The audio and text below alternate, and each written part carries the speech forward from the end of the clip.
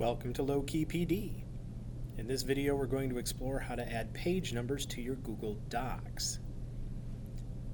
You've got your Google Doc, and it's multiple pages long, and you'd like to add page numbers so that people know where they are, or maybe what page they need to refer to get back to certain information.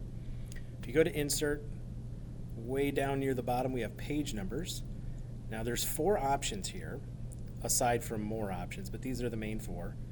You can either start numbering on the first page in a header, or you can start numbering on a first page in the footer.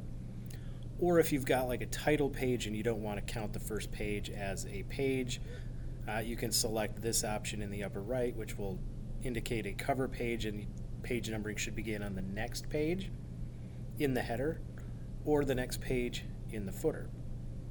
If you click on more options, you'll be able to determine where you want the page numbers to show up. Do you want it to show up on the first page, yes or no? Would you like to start at a number other than 1? If so, you can edit that here and make it start at page 2 or something like that. Or you can even add a page count.